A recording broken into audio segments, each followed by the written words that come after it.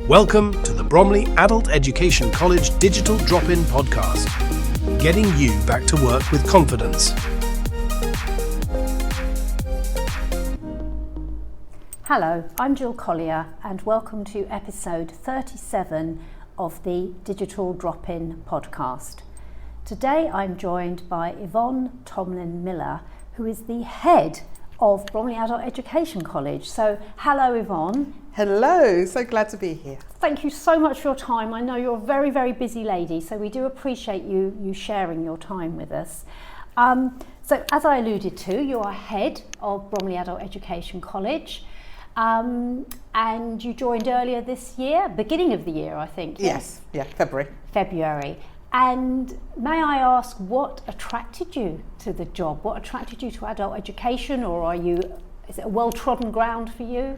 Adult education has always been really important to me personally, because I would say that I received most of my education after school, if you like. And I'm a very creative person as well, so I've managed to balance the sort of academic with I've done every course you can think of. In Amazing. relation to the creative side as well, because I'm an avid believer in lifelong learning. And lifelong learning has just, I would say, transformed my life totally. So that's interesting that you feel you have learnt so much since you left school. It's and we do desperately need that window for people, don't we? School isn't always the right place for children for so many reasons, and I think that's being explored more and more now, isn't it, this academic sort of backbone. But if you have the ability to then keep going once you've left school, it's just amazing what you can achieve, isn't it? Totally, and I think for me school was an environment for play really and fun. Yes. I didn't even understand the concept of learning and I know it sounds really strange, but I didn't, and No. I was told that I wasn't very bright by my parents, so I just took it as, as innocent. Okay, I'm not bright. I don't know what that means, but No. and so I didn't really understand the concept of learning, and I think I had other barriers that I had to deal with. So my outlet, school outlet, was not for learning. So No. that meant I left school with very few qualifications. Wow, so interesting. Yeah. So, may I ask then a kind of a potted history of you left school with very few qualifications, and how has your path taken you? Did you have any idea did you know you were creative and you wanted to do something creative when you left school, or?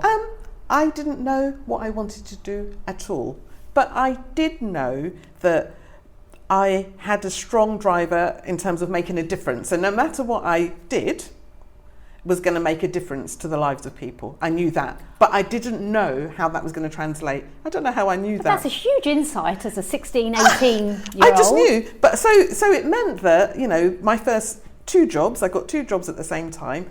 I got work peeling potatoes in the local restaurant, and I got a job with Marks and Spencer's as a Saturday girl. Fantastic. And so I knew that through peeling those potatoes, that people coming to the restaurant were going to have a fantastic meal, and I wanted it to be perfect for them. And through Marks and Spencer's, I knew that my customer service, I wanted to make a difference. When I go into shops now, people still ask me questions, and I could be in my coat, I'm not working there, and that's just my persona. And I think I was around people that actually were doing their A-levels, people that looked like me, black, female, and I thought, oh, is that possible?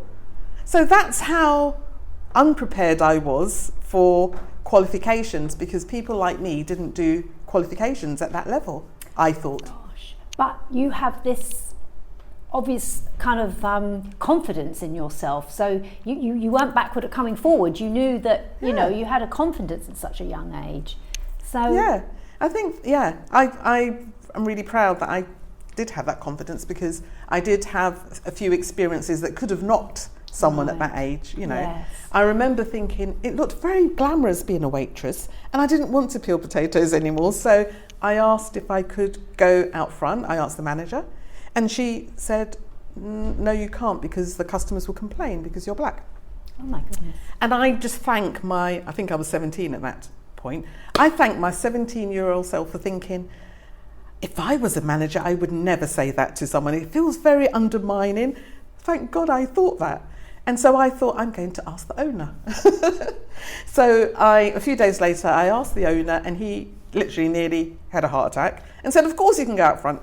So I think and the owner actually became a mentor for me. So he was a real strong character in my life that reinforced my belief in myself.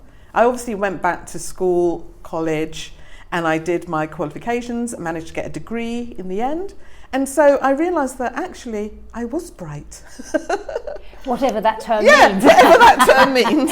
So you were working as a waitress in a cocktail bar, and something said, actually, I do want to return to academic. Alongside, because I like learning about new things, and I started to look at education in a completely different way, because I thought, well, actually, I've got a lot of common sense anyway. I've got a lot of confidence, and I just maybe need to have some of the paperwork to reinforce it to others. Yes. And that is the irony of it, really, isn't it? That it's just a filter, really. Getting a degree or whatever qualification you get, it's just a filter to get you on the ladder for a potential job. So may I ask, what type of degree did you go for? What were you interested in? Well, I'm interested in psychology, so I did social sciences, which had elements of psychology and some politics, but it was very mixed, and that was actually perfect for me. But not an easy gig. But I found learning to be quite difficult in that I'm a very independent spirit, so I did most of my learning by myself. I went off to the libraries, and I would, just a bit solo, and I think that was because of my experience of school and the teachers. So the trust needed to be built then, but I enjoyed it. I found out so much about the world. So that was university. So now, box ticked from leaving at maybe 16. You're now getting a degree. Mid-20s, would you have been? A bit later, because I had worked. So what I did was I did my studies to be able to get the pre-stuff to do the degree, and then I just I worked non-stop, and basically I managed to open my first restaurant when I was 23. A jazz restaurant that was featured in the New York Times, and it was just amazing. And I would be sewing at night, so I was still doing my craft stuff as well as doing cookery and running a restaurant. And I realised I had this high energy for delivering to these types of agendas. So what was it, a chance job in a restaurant that gave you that love, or had you always been interested in food? To suddenly run a restaurant or own a restaurant. Yeah, well, I learned a lot of the trade through that job. So I did progress to being sort of front of house manager, those types of roles. So I went quite quickly from peeling potatoes to being seen as, gaining the skills, customer service, front of house management, and all of that type of stuff to be able to run my restaurant, which was amazing. It was an amazing experience. I had a second restaurant as well. Goodness. Yeah. And this is all in your mid-20s? So in the 20s, I had my second restaurant in my 30s. So alongside running restaurants, I also was in adult learning. So I would be working on initiatives for those individuals furthest removed from employability or needing to develop skills. So I was hyper. And how did you realise there was that gap in adult learning when you're running restaurants and taking degrees, and how did that all kind of manifest? I've got high energy, and I lived in Brixton where, we had the riots, we had disengaged communities that were feeling undervalued for many reasons, and I thought, no, this isn't the way, and I wanted to be proactive in sort of making a difference. What a resourceful young lady you were. I know. And probably still are. Thank goodness I was. Yes. And so my career profile, I think they refer to it as being spiky. It's not typical. No. So I did become a college principal in my early 30s. Right. One of the first of colour in London. Wow. And this was in Brixton or? Oh, no? This was in my first college. Yes, it was actually Lambeth. Yeah. Oh, Lambeth, right. Yes, I've been in Lambeth, I've been in Merton. I've been in Hackney, I've been all over. So you've kind of found your kind of your niche, if you like, that this adult... do you think it is because you maybe didn't get on so well at school yourself that you realise there's lots of people like you and me that want to sort of further their knowledge? Yeah, probably. Yes, I think definitely. And I do remember my father, he didn't know how to read. And I actually remember us being quite young when he went to learn how to read at evening class. And I know he found it difficult. You could see his frustrations because he would be reading books that we were young children at the time. Yes. So maybe that planted the seed. I'm a firm believer, as I said to you before, in lifelong learning and personal development. So my interest really is driven by that thing I said to you first, around making a difference, because I believe everyone has what they need inside. It's for them to believe it from the inside out, that in all possibilities. Yes. Yeah. So you worked your way through quite a few adult education jobs within the outer sort of London boroughs, if you like. Did you then get to the point where you felt you wanted to try something new? Did you kind of walk away from the kind of sort of expected sort of education rules to try other things, or you've just always stayed? Of course I did. Good. So I decided to go solo, and for the past 8 years prior to coming here, I've had my own business. I wrote a book. I had a son, so I had a child, I wrote a book, and it was really my opportunity to get the book out of my head, all of the thoughts that I have around how we take care of ourselves and how we learn to be happy in this world. So I did a lot of leadership development, change management work with organisations. I delivered some training to staff at the University, Oxford University. Wonderful. I did work with Highway England and hedge fund companies, and it was just a different way of viewing how organisations work. I think it gives you a broader sense of the world, because when you are in education and you're in education, it's a very kind of tunnel vision, isn't it? And to get out into the commercial world does give you different insights. Yeah, and I agree. Did you kind of felt that it had given you, if you like, more of a background and more knowledge to kind of move forward with by in the big outside world? Or I actually saw that there were more similarities. So that's it's so interesting. Yeah, it's really interesting in I suppose the ways organisations and cultures come together. Obviously, they have different drivers. One's maybe more profit driven. But actually, you are still serving. It is about serving and meeting the needs of your customers or your learners within the education sector. I've always brought that dimension, so a business dimension to education. So I've always brought that. So it was interesting to just, I suppose, be more engaged with the private sector in that way. And it was very enjoyable. And I love the challenge. The thing that brought me to this college was my son went to university, and I had a big dose of empty nest syndrome, and working in a particular way, because I would do one-to-one coaching and stuff like that. And I was so attracted, I can't even explain. The name of my school is the name of this road. So I feel there was an element of me making peace in this world with my education. That is insane, isn't it? Isn't it funny how little coincidences like that can have such an amazing impact on you, and you think, well, it's meant. It's absolutely meant. It was meant to such a degree. I'd gone to a school reunion just up the road from here in the leisure centre, and I drove past Kingsdale Road, and I was like, oh, adult education was there. That's a year prior. No thought of applying. Wow.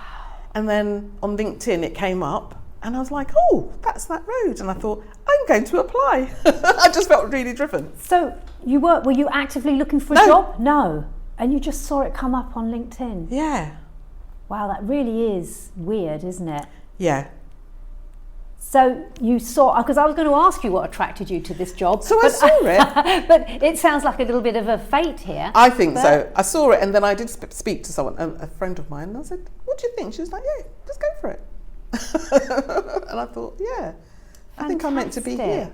So you applied, and you were the successful applicant. I'm sure the process was very long and involved, but that you made it. You fought your way through. Yeah.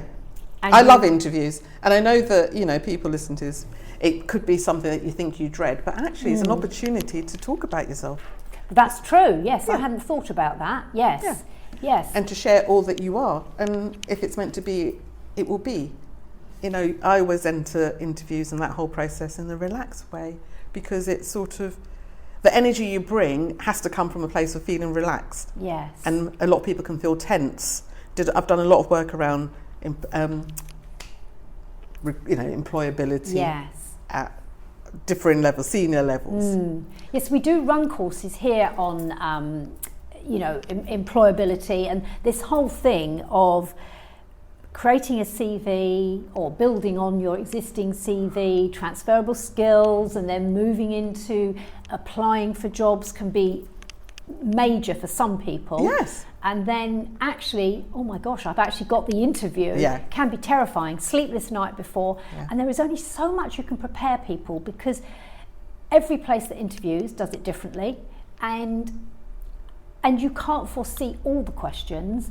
But we do always say in our employability courses that they are going to ask you about yourself, and they're not just interested in, your hobbies. They want a very succinct paragraph on, how you've got to this point. There's a certain amount you can prepare, but to go in with confidence is wonderful, especially if you'd been out of the kind of adult education for a while, but you just strolled in. Yeah. I think there is, and I know what you're saying about preparation, but actually I always think about, well, if I was going into an exam, I would have to do an element of preparation, because it's the same thing. You don't quite know what they're going to ask you. You get a feel and a flavour. And for interviews and for the application process, the process actually should be convincing you that whether you want it or not. Yes. And you do need to verbalise. So I think mock interviews, speaking out your answers, because when you write, it's completely different from the verbal. Yes. And I think people probably spend less time doing that. Yes. Either, whenever I did my sort of coaching with people, I would get them to do that first speak, and it would come out properly with tears. Yes. And then once that's out, it's like, okay, we don't want that to happen in the interview. It happens here, and now you can practice and frame possible question types.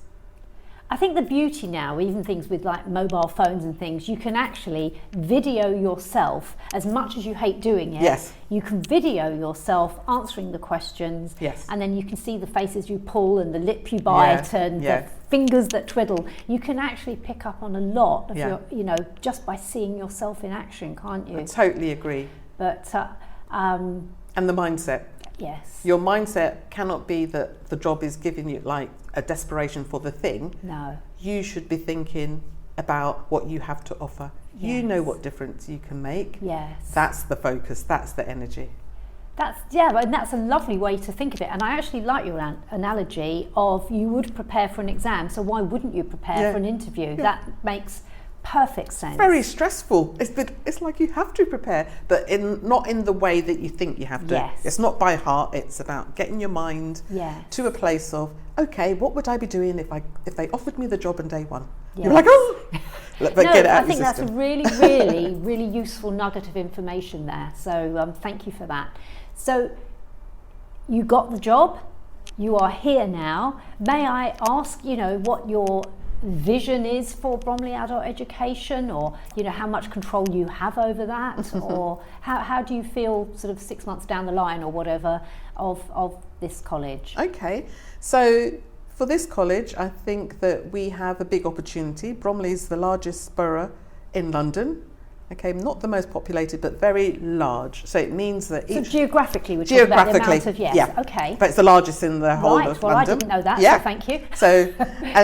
So what I feel is that we've got different locations that have a different profile. We've got areas of need that we can meet through our provision, and we've got areas where people could do something slightly different and potentially pay for it.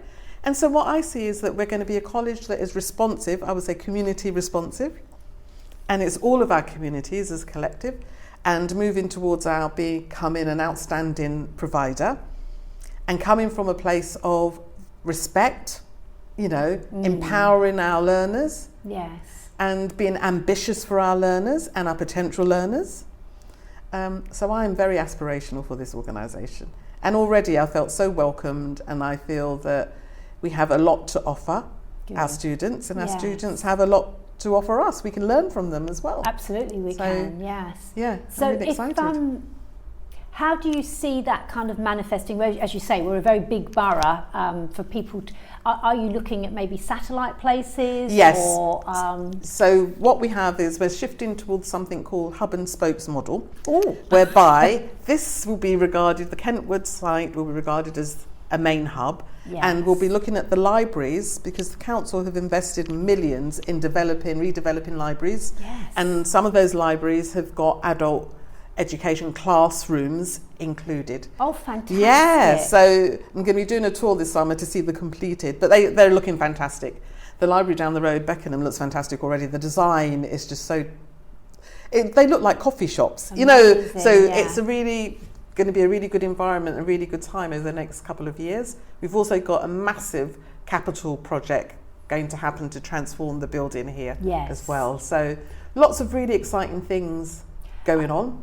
I think it was only last week. I know West Wickham has had a big... yes. But I haven't been to it yet. We're going to go, and I'm trying to think, yes, Bromley is actually going to be moving, isn't it?